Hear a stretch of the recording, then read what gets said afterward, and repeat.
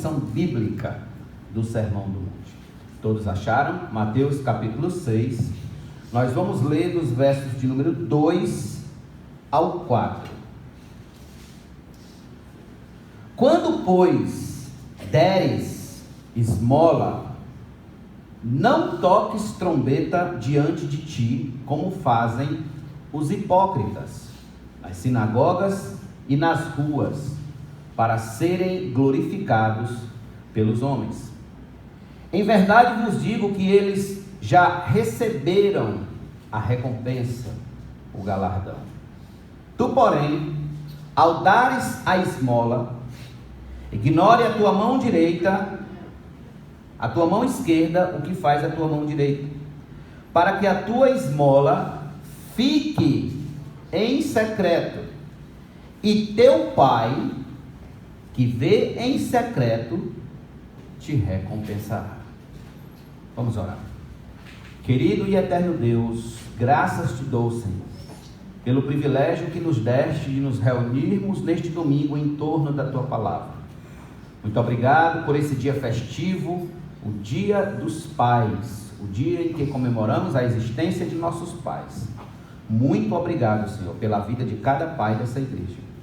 Nesse momento, rogo que a tua palavra, Senhor Deus, venha, por meio do teu Espírito Santo, ser aplicada aos nossos corações, para que assim aprendamos a nos conduzir como cristãos, como homens de Deus, como mulher de Deus, no meio desta sociedade corrupta e perversa.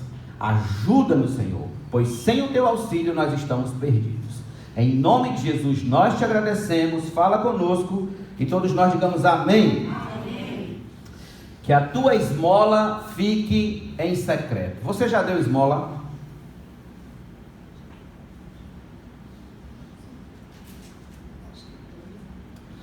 O Sermão do Monte é o desafio que o cristão tem de negar-se a si mesmo, negar o seu eu, negar as suas concupiscências, negar as suas paixões carnais, a sua natureza humana caída, todos os santos dias. Isso ficou claro desde o capítulo 5, quando nosso Senhor, começando pelo mandamento de não se irar contra nosso irmão sem motivo, elevou o nível de sua mensagem até chegar ao ponto de que o crente é aquele homem, aquela mulher que deve amar seus inimigos, aqueles que lhe ofendem, aqueles que lhe odeiam. Nunca alguém pregou tão fortemente contra o eu caído do ser humano como Cristo o fez. E quando nós chegamos no capítulo 6, o reforço a essa mensagem se dá por meio do fato de que não devemos agir piedosamente, ser religiosos, ser praticantes da religião, do cristianismo, somente com o fim de ser visto pelos homens, glorificado, louvado pelos homens.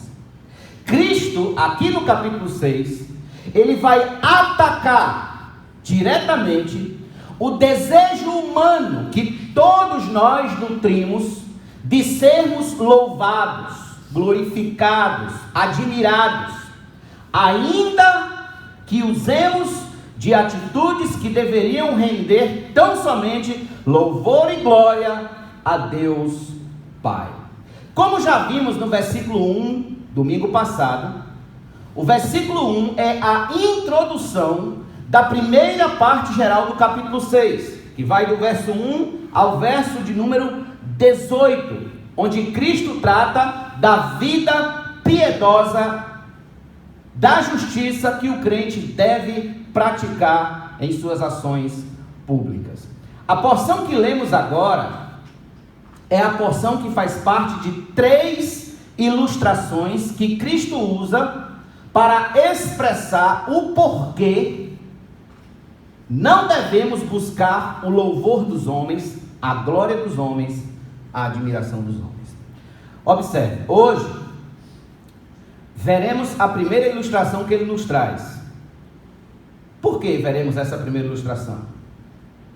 Veremos essa primeira ilustração para que não caiamos no mesmo erro que os fariseus caíram. E assim, a nossa justiça exceda em muito a dos escribas e fariseus. Muito bem. Nosso Senhor, portanto, ele passa a tratar do ato de dar esmolas, de doar esmolas. Veja, existem algumas particularidades quanto ao assunto da esmola que deve ser tratado ainda à guisa de introdução. Em primeiro lugar, a definição. O que é esmola? O que é esmola? Para alguns, esmola é o resto que você tem, que você não vai mais usar, não vai mais precisar para nada, e aí você dá para quem precisa. Para alguns, esmola é isso, é só o resto. Já viu aquela expressão? Não deu de coração, deu como se fosse uma esmola? Pois bem, porque nós entendemos que esmola é apenas o resto que as pessoas nos dão. Todavia, o que é esmola? Esmola é um ato de generosidade voluntário, cujo propósito é aliviar a dor do próximo com bens ou serviços que ele necessita. Isso é a esmola. Não é o resto, não é aquilo que lhe sobra, pelo contrário, é um ato voluntário de generosidade, de coração, que você faz a fim de que o próximo fique bem.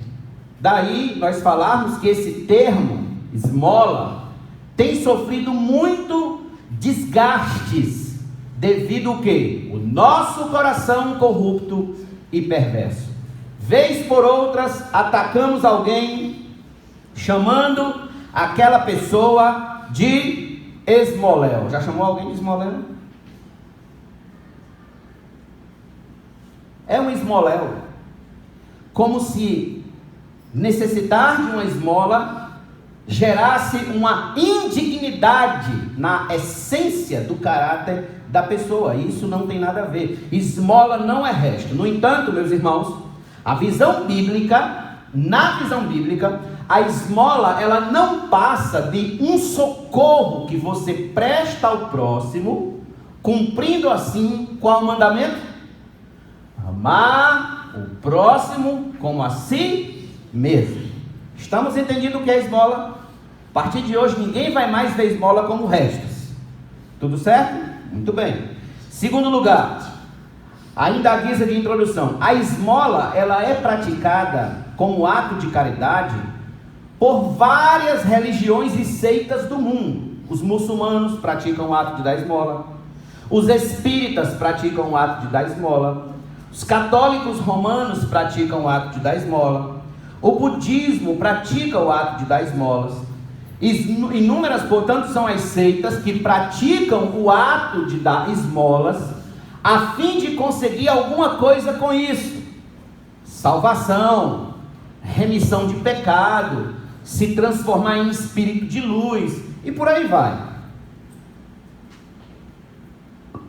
O que eu quero chamar a atenção de vocês aqui é: não é o mero ato de dar esmolas que me faz melhor do que ninguém. Por quê?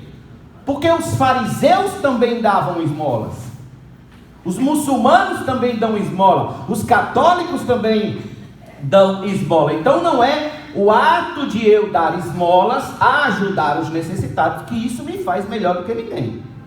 Nós vamos ver por meio da mensagem que isso, possivelmente, nós corremos o risco de nos tornar mais fariseus do que mesmo parecidos com Cristo no ato de dar esmolas. Muito bem.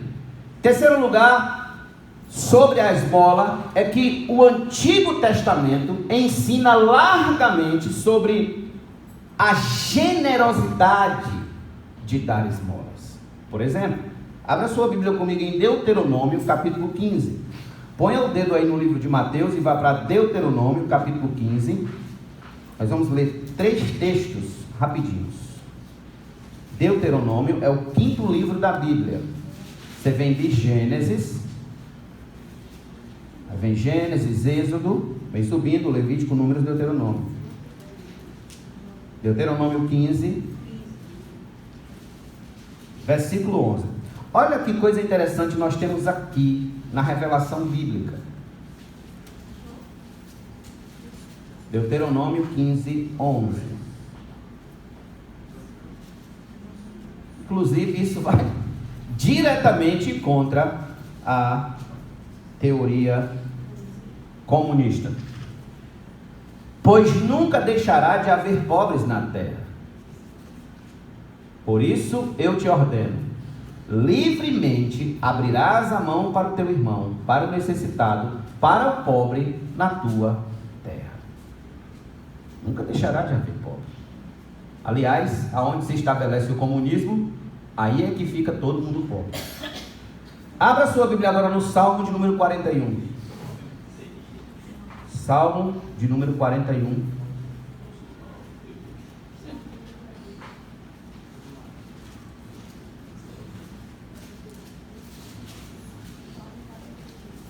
Versículo de número 1.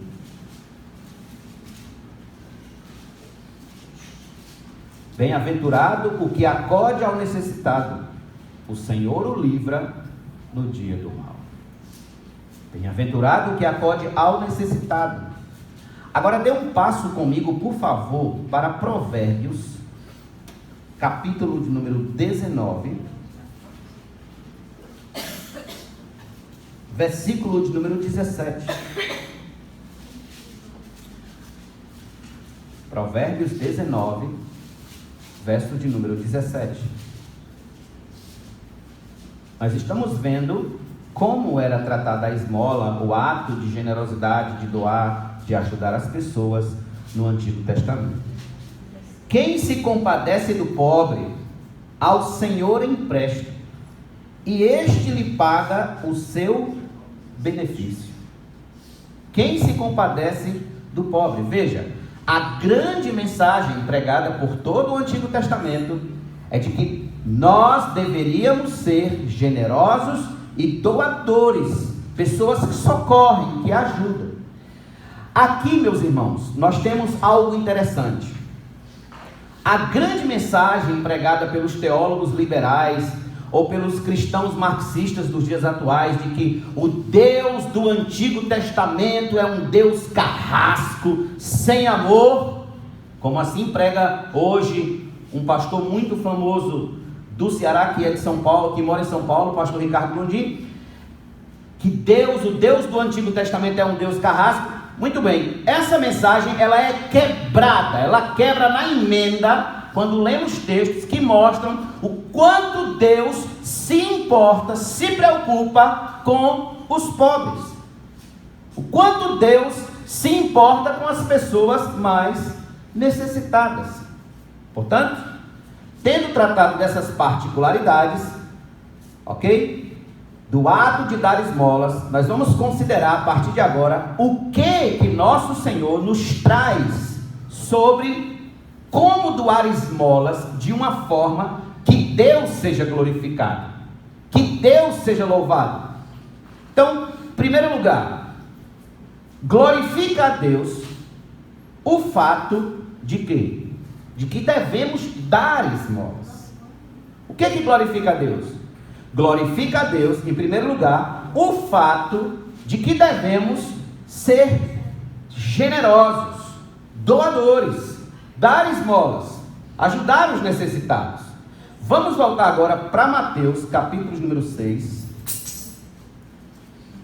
versículos número 2. Veja como nosso Senhor diz: quando, pois, deres esmola, não toques trombeta diante de ti, como fazem os hipócritas nas sinagogas e nas ruas, para serem glorificados pelos homens. Em verdade vos digo que eles já receberam a recompensa.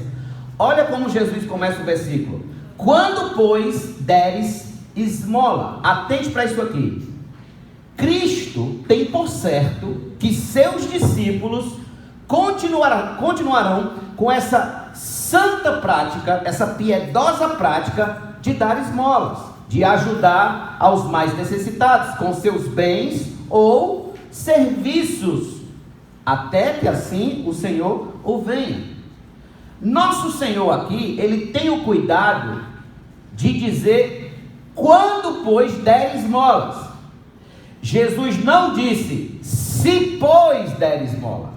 Jesus não usou um se, Jesus usou um quando. O que significa isso?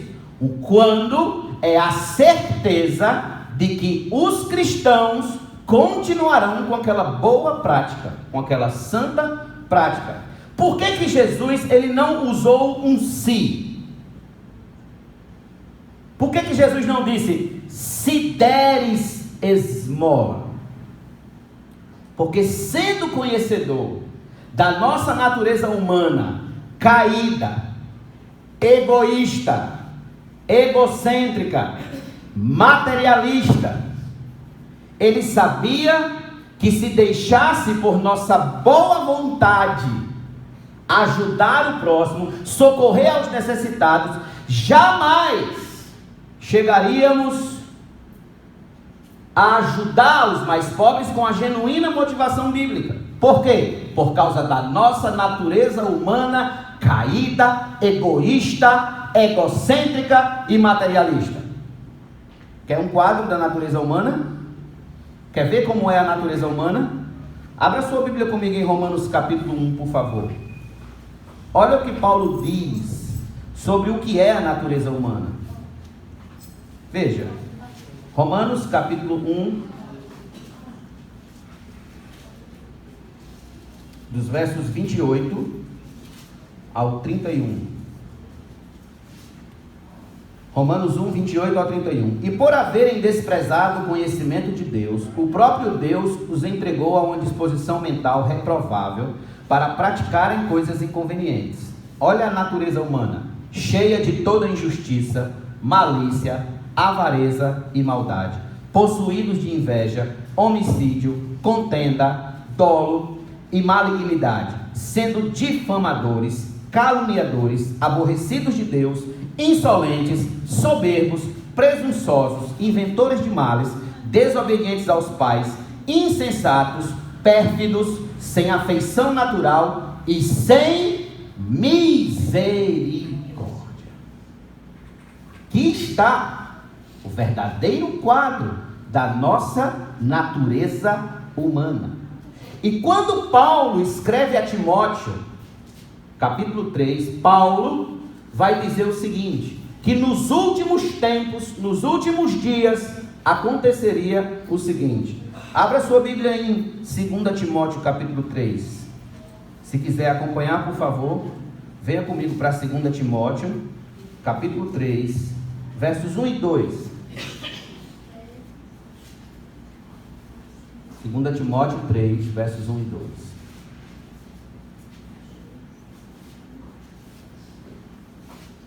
Sabe, porém, isto: nos últimos dias sobrevirão tempos difíceis, pois os homens serão egoístas.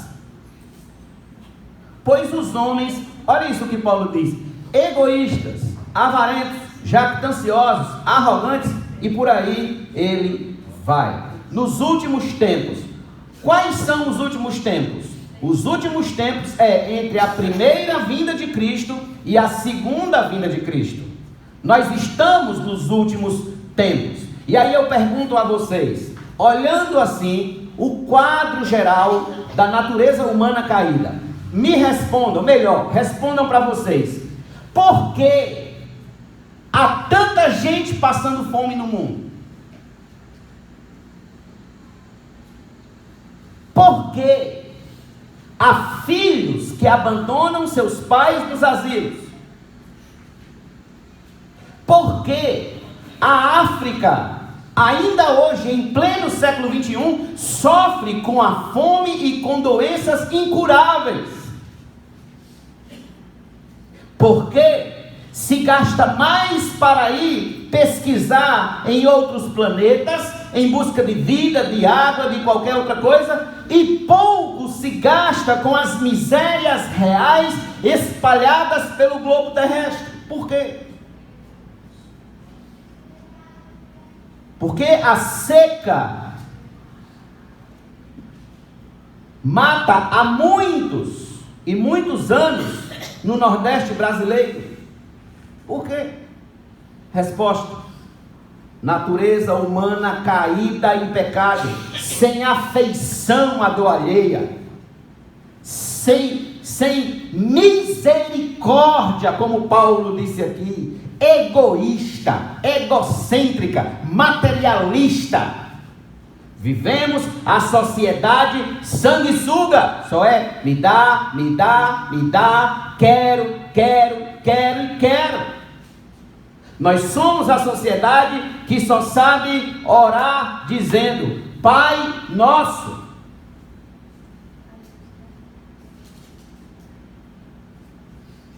Só vem a nós, e não que façamos a vontade real dele. Irmãos, é assim que os homens naturais, sem experimentar a obra do Espírito Santo em seu coração, se comportam. É assim que nós somos, como homens não nascidos de novo, como velhas criaturas, sem misericórdia, pérfidos. Todavia, quando o homem, a mulher, experimenta a ação do Espírito de Deus e nasce de novo, ele passa a entender que assim como Deus é generoso, ele também deve ser. Que assim como seu pai é generoso, ele também deve ser generoso. O cristão é alguém que sabe que assim como Deus faz descer a sua chuva sobre bons e maus, por generosidade, o cristão é alguém que sabe que deve ser generoso e bondoso para com todos. Paulo chega a dizer: enquanto tivermos oportunidades, façamos o bem a todos, mas principalmente os irmãos da fé. Antes de qualquer coisa, irmãos, o Senhor é o nosso maior exemplo de generosidade. É o nosso maior exemplo de bondade. Ele espera de nós, Ele espera de mim, Ele espera de você, que sejamos o quê? Perfeitos como Deus é perfeito, maduros como Deus é maduro, generosos como Deus é generoso. O cristão genuíno, verdadeiro, nascido de novo, não falso, o cristão real, ele tem o doce prazer de ser como seu Pai Celeste é. Ele tem o doce prazer de ser bom, porque ele sabe que seu Pai Celeste é bom. Ele tem o doce prazer de ser generoso para com todos, porque ele sabe que seu Pai Celeste é generoso em sua graça comum para com todos. Ele cumpre esse dever de dar esmola, de ajudar as pessoas com alegria e não com tristeza, como fazem os egoístas e os avarentos. O cristão é alguém que, quando ele ajuda o próximo, que quando ele faz o bem às pessoas, ele faz com alegria, com ânimo, e não com tristeza, e não com desânimo, e não com a sensação de que está ficando mais pobre, de que está perdendo. Pelo contrário. Por isso que eu iniciei a pergunta, o sermão, dizendo: você já deu esmolas? Você dá esmolas? Entretanto, meus irmãos, como cristãos, não devemos apenas dar esmola, mas também, em segundo lugar, não devemos dar esmolas com ostentação pública. Nós não devemos dar esmolas com ostentação pública. O que é isso? Vamos voltar para Mateus 6, por favor. Mateus capítulo 6, verso 2. O que é dar esmola com ostentação pública? É isso aqui, ó.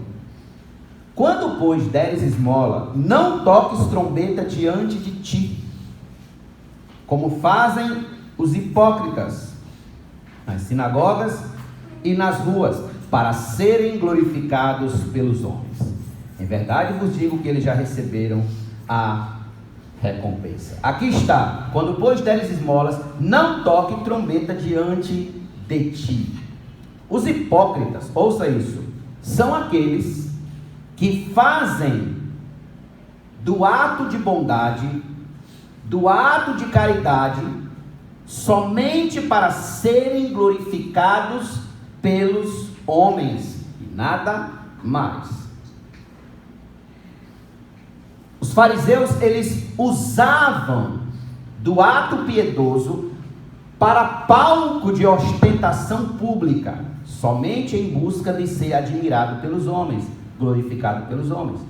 Os estudiosos acreditam que Nosso Senhor usou de uma hipérbole, ou seja, de uma linguagem de excesso, para mostrar a agudeza da maldade dos fariseus, quando Nosso Senhor disse que eles tocavam trombeta nas ruas e nas sinagogas, anunciando que iam fazer uma boa ação, que iam dar esmola, que iam ser generosos. Então Nosso Senhor usa da imagem como que aqui está um fariseu e ele diz: vou dar uma esmola, e de repente alguém começa a tocar uma trombeta na frente dele, caminhando até o ato de dar esmolas, para que assim ele seja visto dando esmola e seja glorificado pelos homens. O fato é que por trás de cada boa ação de doar esmola desses homens estava exatamente o que o comentarista D.A. Carson disse: um golpe publicitário bem sucedido. Um golpe publicitário bem sucedido. Eles conseguiam chamar a atenção de todos para eles, fazendo todos acreditarem que ali estava um homem santo, um homem bom, um homem generoso, um homem de coração grande, um verdadeiro exemplo de amor ao próximo. Meus irmãos, como é fácil cair nessa armadilha? Como é fácil cair na armadilha dos fariseus? Cair nessa armadilha de vaidade religiosa. Por quê, pastor? E eu lhes respondo: porque inúmeros são aqueles que, em nome de fazer o bem às pessoas, terminam caindo na hipocrisia de anunciar o que fazem, de publicizar o que fazem, e mais, publicizam o que fazem, carimbando essa ostentação pública com a seguinte frase: é para a glória de Deus. Anunciam a distribuição de um sopão, batem 1001 fotos, filmam com ângulos diversos, postam nas redes sociais e no final escrevem: tudo é para a glória de Deus. Será mesmo que é para a glória de Deus? Responda: será mesmo que devemos estar postando nossas visitas aos enfermos nos hospitais em busca de likes? Será mesmo que precisamos estar anunciando que fomos a uma casa de recuperação de dependentes químicos, levar kits de higiene? Será mesmo? Será mesmo que se faz necessário ficar dizendo entre nós mesmos que ajudamos ao irmão X, que ajudamos ao irmão Y? Será que se faz necessário isso? Ficar tocando trombeta? Será mesmo que glorifica a Deus ou ao meu nome ficar anunciando que sou doador de roupa e de comida no orfanato? Será mesmo que o sopão que muitos distribuem na madrugada e divulgam no Facebook e Instagram é para a glória de Deus?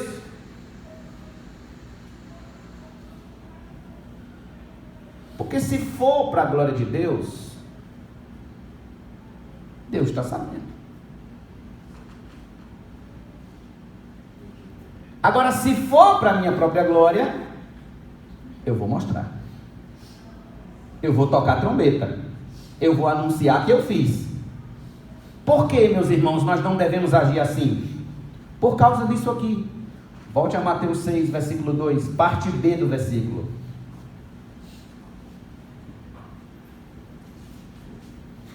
Vamos da parte A para vocês entenderem a parte B. Quando, pois, deres esmola, não toques trombeta diante de ti, como fazem os hipócritas nas sinagogas e nas ruas, para serem glorificados pelos homens. Em verdade vos digo que eles já receberam a recompensa. Qual era a recompensa? Ser louvado pelos homens. Já foram louvados, acabou. Já foram aplaudidos, acabou. Recebeu like, acabou. Essa é uma noção muito pobre de recompensa dos atos de justiça. Tudo que esses homens querem é o quê? Ser visto pelos homens, admirados e glorificados. Pois bem, aí está a única recompensa deles. Já foram vistos. Os homens já viram, já aplaudiram, não tem mais nada o que receber. Tudo o que querem é o quê? Visualização nas redes sociais, likes e mais likes, comentários e mais comentários, compartilhamentos e mais compartilhamentos, até que conseguem. Depois que conseguem, é tudo que eles têm para receber. Ali se encerra a recompensa deles. Não fica nada para receber na eternidade. A eternidade não tem nada para eles lá. Pobres homens, já receberam tudo o que buscavam, não pensaram na eternidade, não pensaram no que iam receber na eternidade. Deixe-me perguntar, você já doou esmolas a alguém, tanto em bens quanto em serviço? Já fez isso? Das esmolas que você já doou, ainda há alguma coisa para ser recompensado na eternidade? Ou você já recebeu sua recompensa?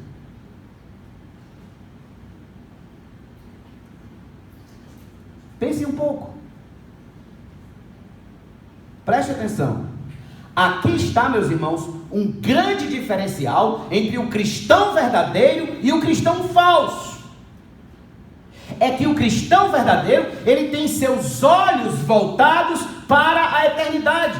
Tudo ele espera receber de lá. Tudo ele espera ter na eternidade. Enquanto o falso cristão, ele se contenta com qualquer glória que ele receba dos homens. Com qualquer aplauso, com qualquer like, com qualquer view ou comentário, seja lá o que for. Ele é pobre, porque ele não percebe o que está à frente na eternidade. Essa verdade ela vai ficar mais clara quando nós abordamos o nosso próximo e último ponto.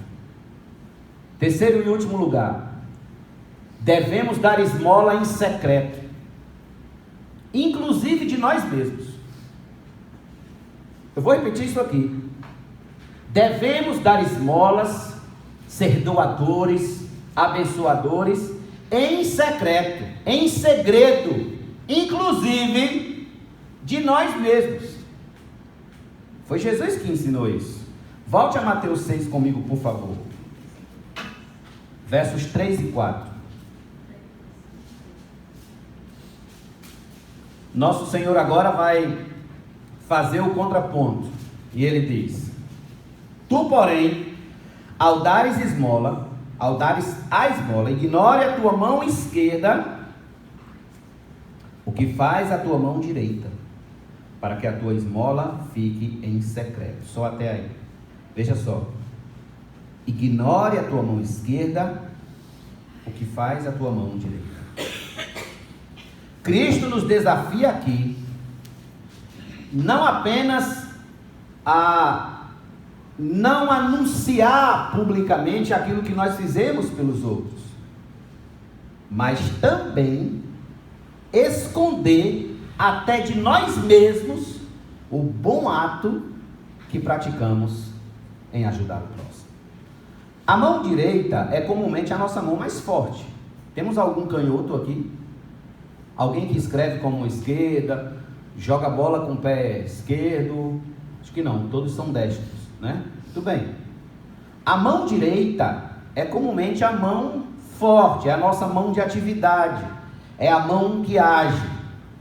A esquerda, portanto, não deve ficar olhando o que a direita está fazendo. Em outras palavras,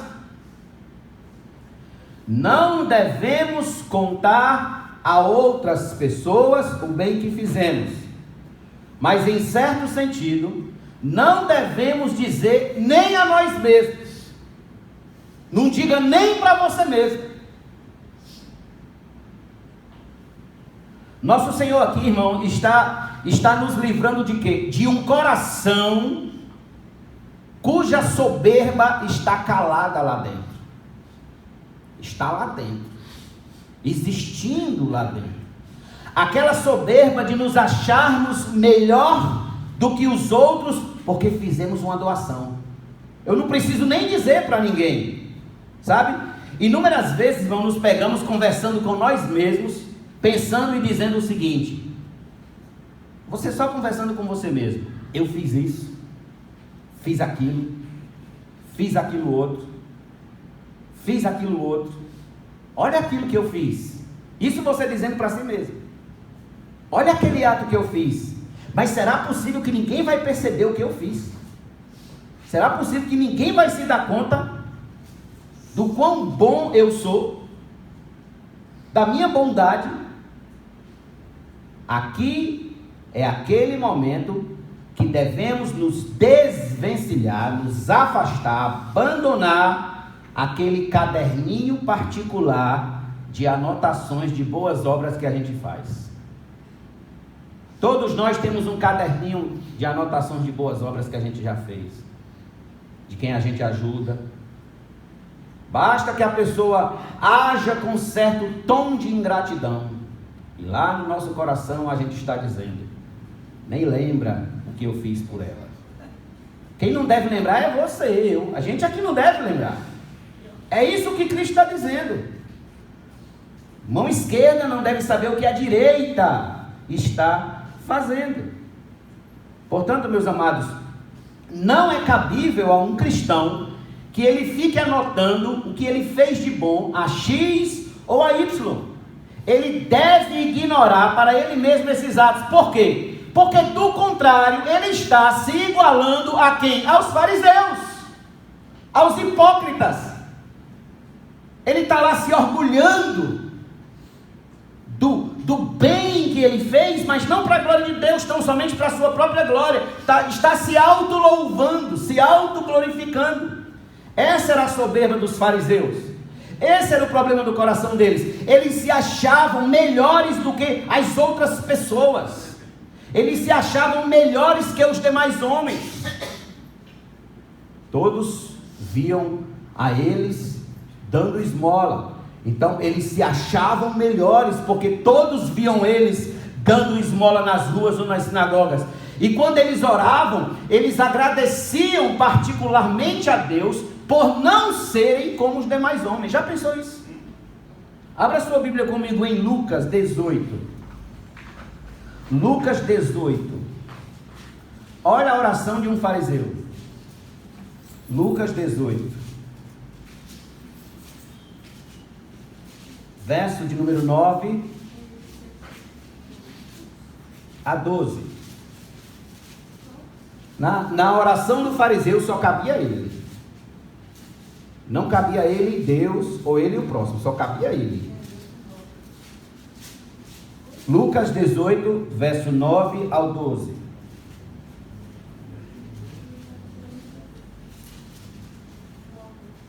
Propôs também esta parábola a alguns que confiavam em si mesmos, por se considerarem justos, e desprezavam os outros.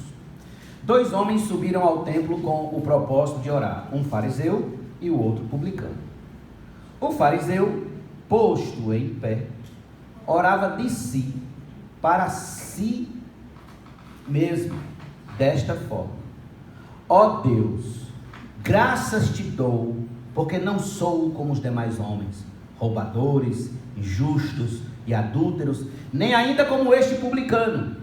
Jejuo 2 vezes por semana e dou o dízimo de tudo quanto ganho. Olha a atitude do fariseu.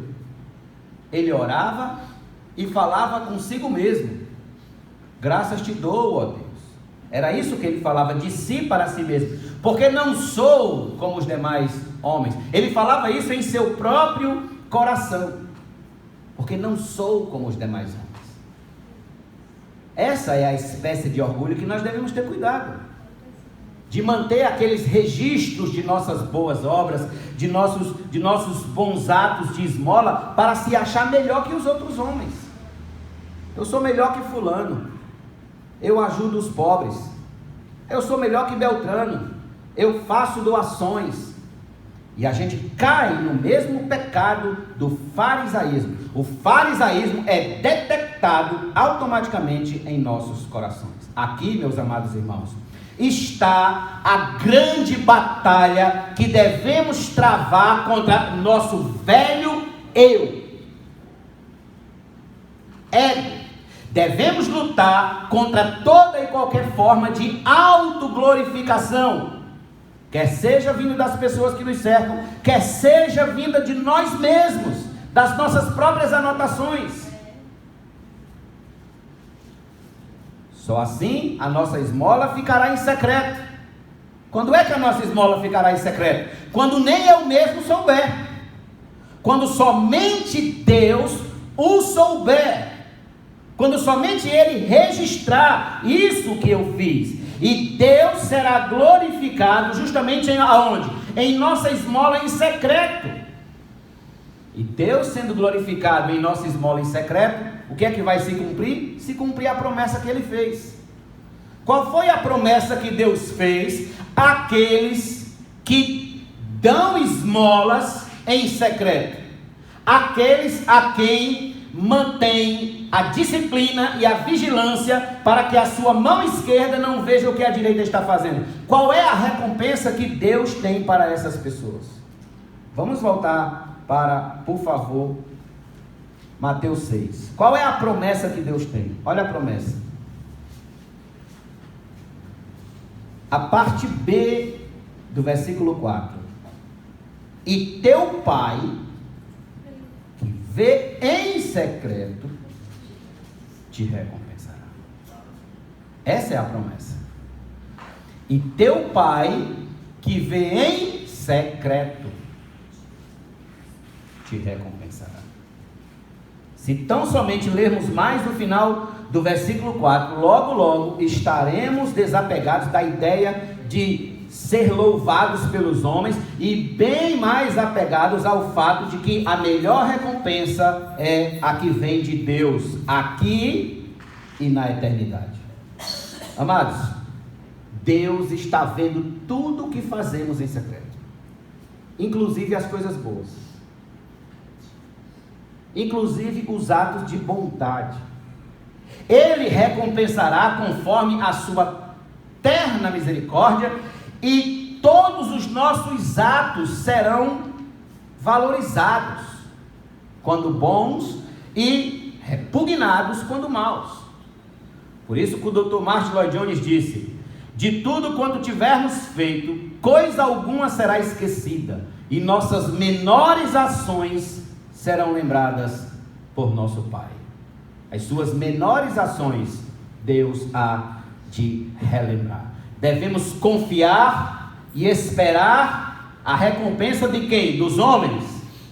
Não, do Senhor. É de lá, da eternidade. A recompensa dos homens é como fumaça, se dissipa logo, se acaba logo, no momento ela vai-se embora. A recompensa do Senhor, ela é eterna, ela é para sempre. Não há quem possa destruir de forma alguma aquilo que o Senhor nos recompensa. De que forma pode vir essa recompensa de Deus? E eu posso dizer que pode vir de duas formas. Uma já agora e a outra na eternidade. Qual é a de agora? No agora, nós somos recompensados em quê? Em ver aqueles a quem ajudamos estando bens, felizes, aliviados, em paz. Saber que nós fomos canais de Deus, bênçãos de Deus para aquelas pessoas. O amor de Deus alcançou aquelas pessoas por meio das nossas vidas. Ou seja, aqui é aquele momento onde o amor vence. O amor, não o sentimento obrigatório de dar esmola por dar esmola. Não. De dar o resto que nos sobra. Não. Mas o sentimento de amar o próximo de verdade. Esse é o aspecto presente. Essa é a recompensa presente. De ver as pessoas bem, de ver aquela família que estava passando necessidade, e você foi lá e levou uma cesta básica para aquela família, e agora ela, por aquele mês, ela está bem, porque Deus lhe usou como um canal de bênção para aquela pessoa. Eu sei que esse termo está muito desgastado, canal de bênção, mas é a realidade, é um canal por onde flui o amor de Deus. Mas há um aspecto eterno. O primeiro aspecto é presente, mas há um aspecto futuro dessa recompensa. E isso vai ficar muito claro quando o nosso Senhor diz o seguinte. Abra sua Bíblia comigo em Mateus 25, por favor. Mateus 25.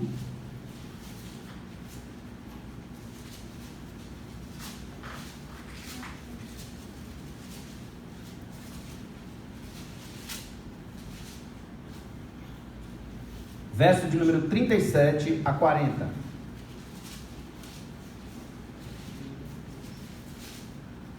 Então perguntarão os justos: Senhor, quando foi que te vimos com fome e te demos de comer? Ou com sede e te demos de beber? E quando te vimos forasteiro e te hospedamos? Ou nu e te vestimos? E quando te vimos enfermo ou preso e te fomos visitar? O rei, respondendo, lhes dirá: em verdade vos afirmo, que sempre que o fizeste a um destes meus pequeninos irmãos, a mim o fizestes. A mim o fizestes. Aqui, se você observar o contexto, trata-se do grande julgamento, onde Deus chamará os justos e os injustos à sua presença. E essa será a recompensa dos justos. Na eternidade, veremos, meus irmãos, o quanto valeu a pena lutar contra o próprio eu para não ser glorificado pelos homens. Quanto valeu a pena? O quanto valeu a pena manter a discrição dos atos de dar esmola aos mais pobres? Deus está vendo tudo. Deus está vendo tudo. Não há nada que você faça que Ele não esteja vendo. Deus está anotando tudo, escriturando tudo. E é Ele quem nos recompensará. Portanto, mantenhamos firmes em nossa mente de que vivemos 24 horas monitorados pelo Senhor. 24 horas. Ele está presente em todos os momentos de nossa vida. E que nossa felicidade real, verdadeira, genuína, consiste em agradá-lo, vivendo para a sua glória. Para que o homem foi criado? Para a glória de Deus, para glorificar a Deus e se deleitar nele eternamente. Permita-me encerrar citando um pedaço do texto de John Stott, quando ele diz: nossas dádivas cristãs não devem ser feitas nem diante dos homens, na esperança de que comecem a bater palmas, e nem diante de nós mesmos, com a nossa mão esquerda aplaudindo a generosidade da mão direita. Mas as nossas dádivas cristãs devem ser feitas diante de Deus, que vê o íntimo de nosso coração e nos recompensa a descoberta de que, usando as palavras de Jesus, mais bem-aventurado é dar do que receber. Mais bem-aventurado é dar do que receber. Sabe por quê? Porque quem dá é sinal de que está sendo abençoado e cuidado por Deus. Mais bem-aventurado é dar. Eu quero encerrar essa mensagem apenas com essa imagem, e que os irmãos reflitam sobre ela por alguns segundos. Olhem bem para essa imagem e digam para vocês mesmos o que ela significa. Vou até sair do meio.